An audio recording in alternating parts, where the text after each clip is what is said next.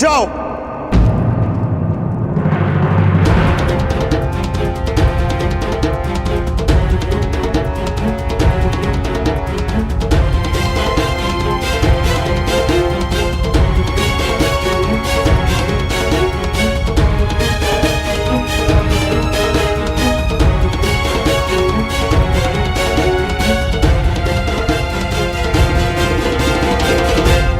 अंगराज अंग हस्तिनापुर के अधीन है और हस्तिनापुर के युवराज होने के नाते मैं आपको आदेश देता हूं कि आप बाण नहीं चलाएंगे।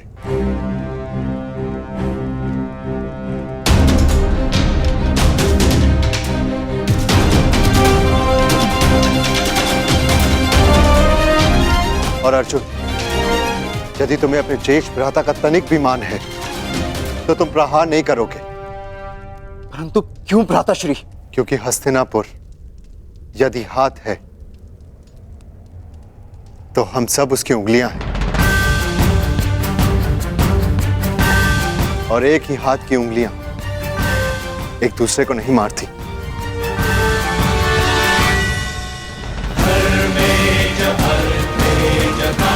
क्योंकि एक ही तनुर के बाण एक दूसरे को नहीं काटते। दुर्योधन ने उचित किया या अनुचित, ये एक पारिवारिक प्रकरण है। इसका निर्णय हस्तिनापुर में लिया जाएगा, यहां नहीं।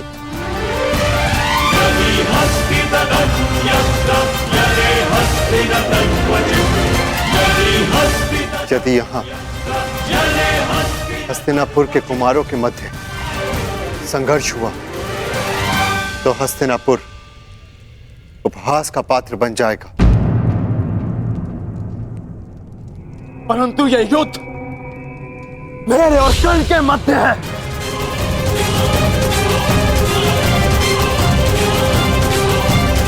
बाण नीचे करो अर्जुन।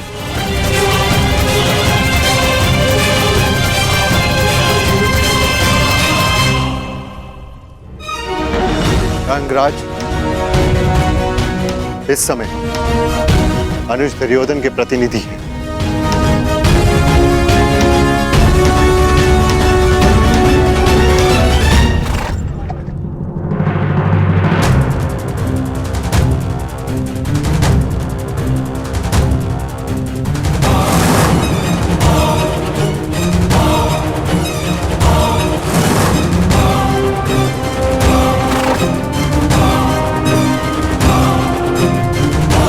दुर्योधन,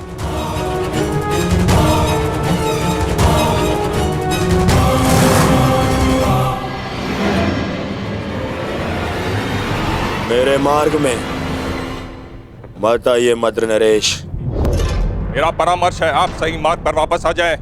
हस्तिनापुर कुमार, राजकुमारी भानुमति को छोड़ दो या फिर अपनी धृष्टता का परिणाम भुगतने के लिए तैयार हो जाइए।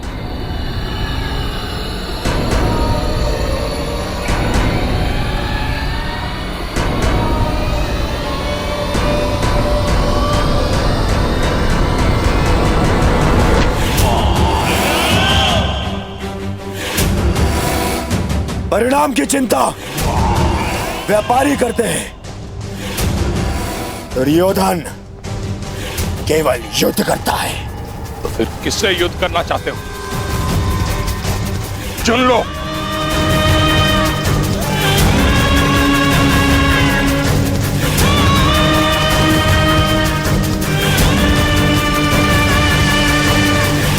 इससे, इससे और आपसे भी।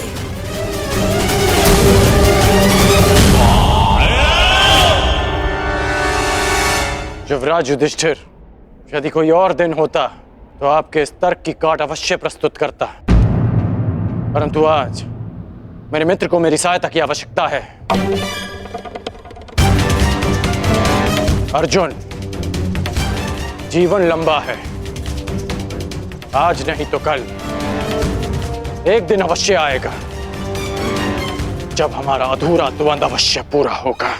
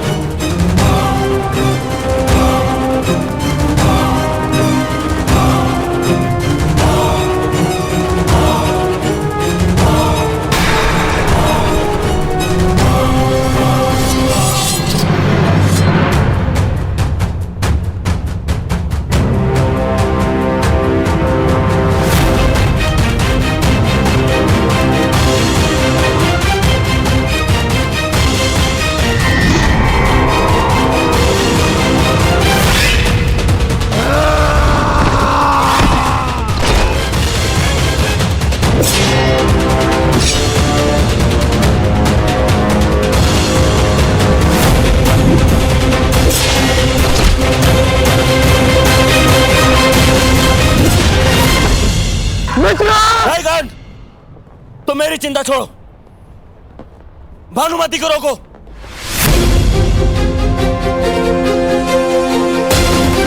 कौन? रोको उन्हें।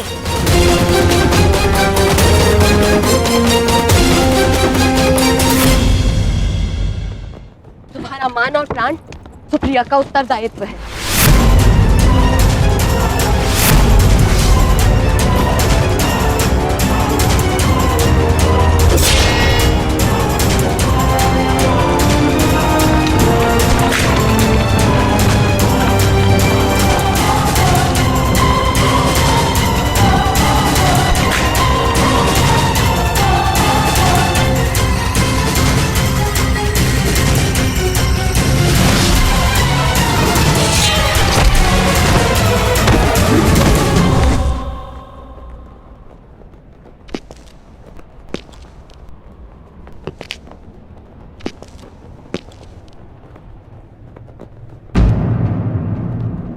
क्या हुआ दुर्योधन?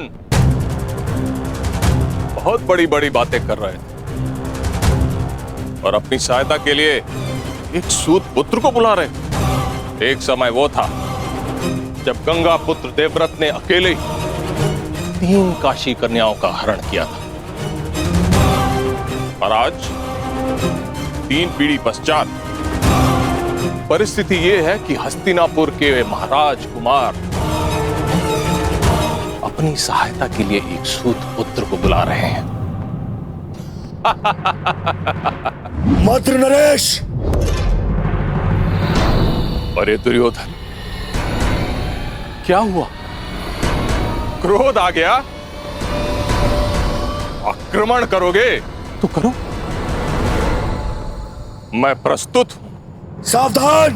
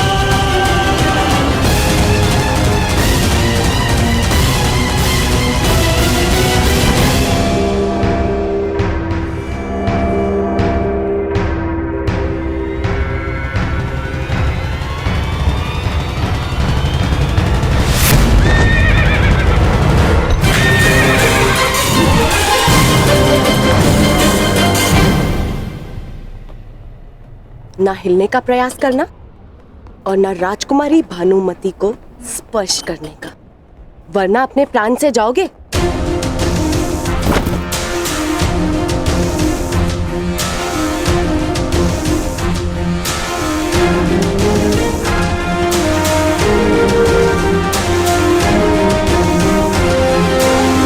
तो तुम द्वंद करना चाहती हो तो आओ, आगे बढ़ो।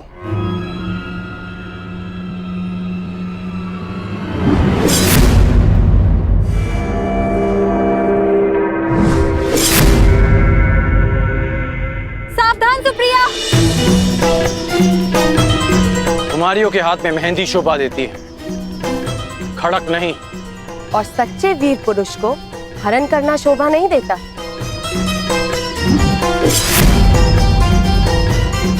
जितनी तीव्रता तुम्हारी जीभ में है, उतनी तीव्रता तुम्हारे प्रहार में नहीं कुमारी। रुक जा। जो रुक गया वो विजय कैसे प्राप्त करेगा?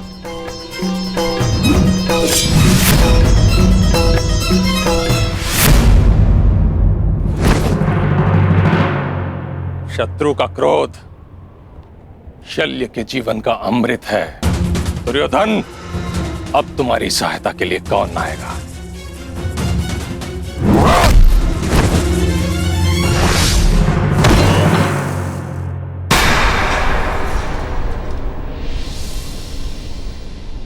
बस हुआ, खेल समाप्त।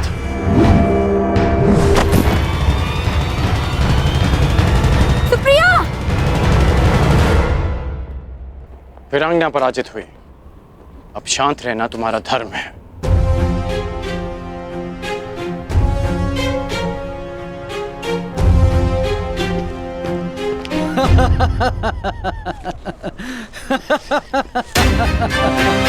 बस करो हस्तिनापुर युवराज, क्यों कौरव वंश को लज्जा रहे हो?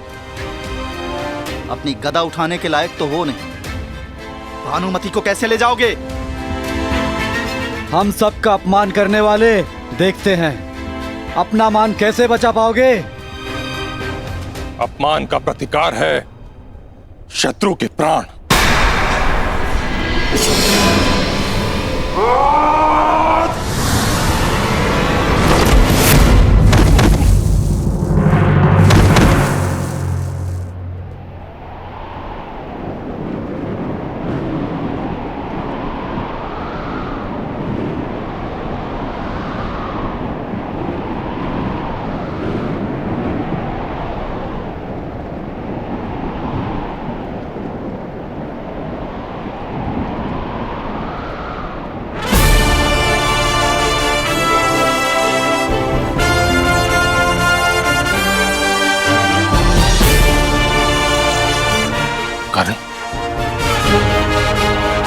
और मित्रता का केवल एक प्रमाण होता है, समर्पण।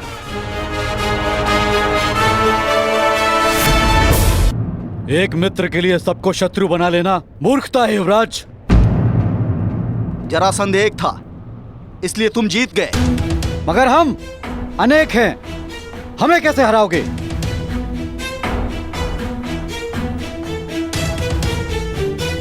राधे का केवल एक लक्ष्य है, परिवर्तन।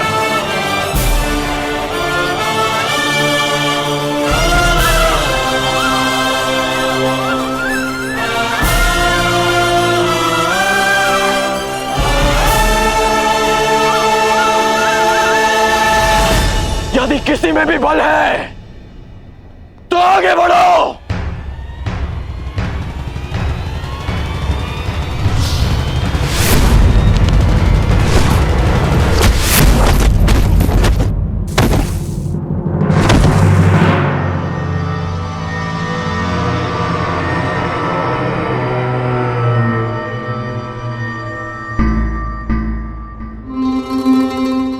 आनंद आएगा। स्वयंवर में विजय प्राप्त करने से अधिक तुम्हें पराजित करने में आएगा कर्ण। सुना है अंगराज में बहुत क्रोध है और शल्य को क्रोध का प्रतिकार करने में सबसे अधिक आनंद आता है।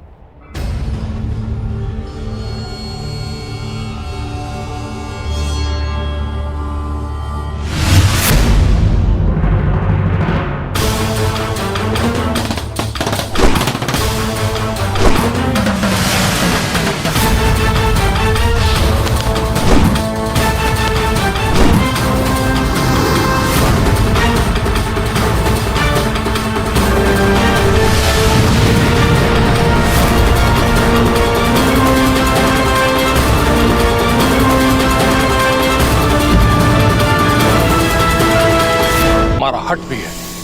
कहा था अर्जुन ने कि स्वयं को सिद्ध करने की लालसा तुम में बचपन से थी। इस हट की ज्वाला को तुम्हारे भाई शोन की चिता की अग्नि भी शांत नहीं कर पाई।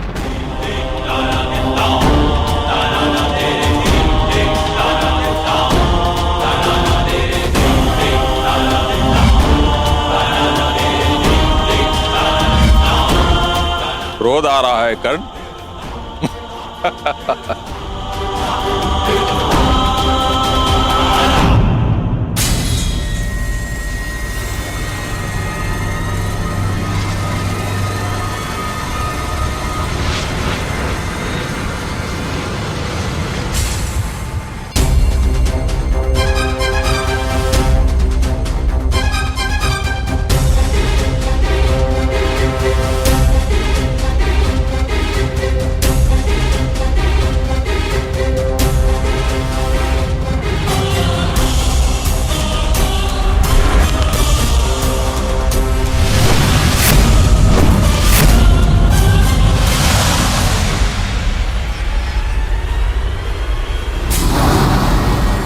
इसके बाण इतने उग्र कैसे हो उठे?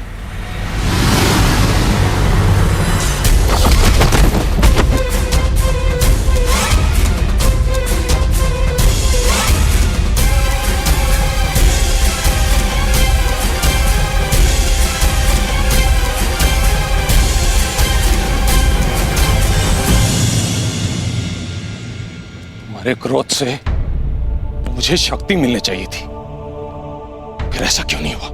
क्योंकि भले ही शत्रु द्वारा किया गया क्रोध आपका सबसे बड़ा शस्त्र है, परंतु शत्रु द्वारा उत्पन्न किया गया क्रोध कर्ण का सबसे प्रबल अस्त्र है। सूर्य और दीपक में जो अंतर है वही अंतर कर्ण और अन्य योद्धाओं में है। आज आपने सूर्य को सामान्य दीपक समझकर हाथ में लेने की भूल की। आज गुरु परशुराम का शिष्य कर्ण आपके सामने खड़ा है। वो गुरु परशुराम जिन्होंने मेरी दुर्बलता को, मेरे क्रोध को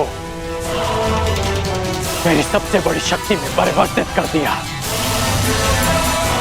अब आप शक्तिहीन हैं। आप मेरे बाणों का तेज नहीं सह पाएंगे और ना ही मेरे नागपाश का बंधन तोड़ पाएंगे।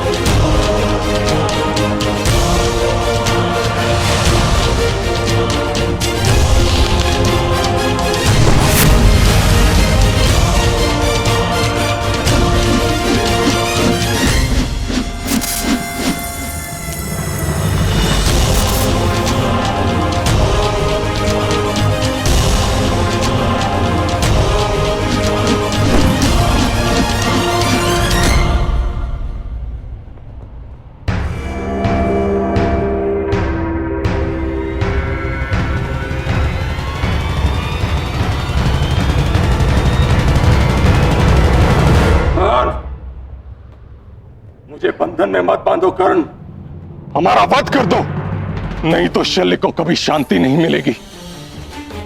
जैसे सूर्य को राहु के ग्रहण से सदा भय रहता है, अगर हम जीवित बच गए हम राहु की तरह तुम्हारी कुंडली पर छा जाएंगे कर्ण, सदा सदा के लिए तुम्हें ग्रास जाएंगे। हमें मुक्त करो कर्ण। राधे चुनौती समाप्त करता है, चुनौती देने वालों को नहीं। आपकी चुनौती समाप्त हुई, इसलिए अब यह युद्ध भी समाप्त हुआ।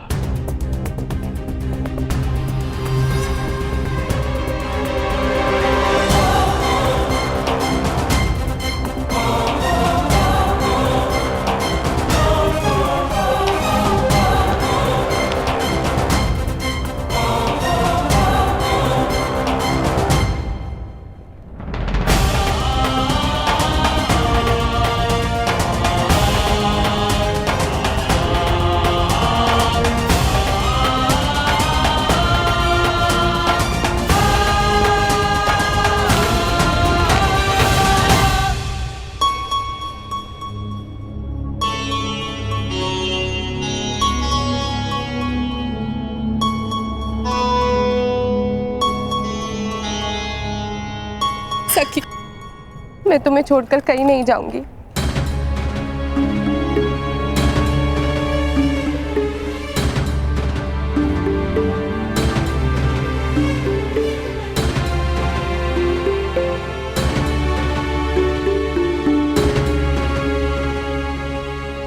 मेरा अनुमान सही सिद्ध हुआ मित्र।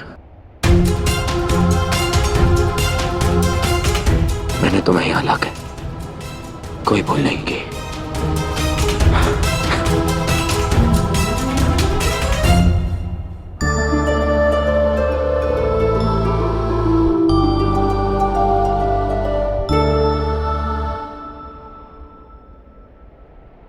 चंद्रमा की ओर देख के समय व्यर्थ मत करो करना। तुम्हें अभी एक और वचन को पूर्ण करना है। पूर्णिमा के पूर्ण होने से पूर्व हमें अंग प्रदेश पहुंचना है।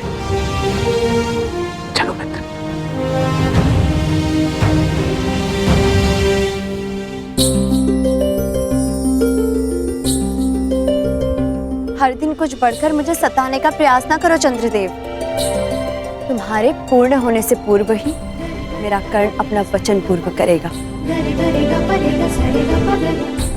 मेरे जीवन का सूर्य मेरा कर्ण मेरे समक्ष प्रस्तुत होगा। गरे गरे ग परे ग सरे ग प ध नि सा रे ग प म ग रे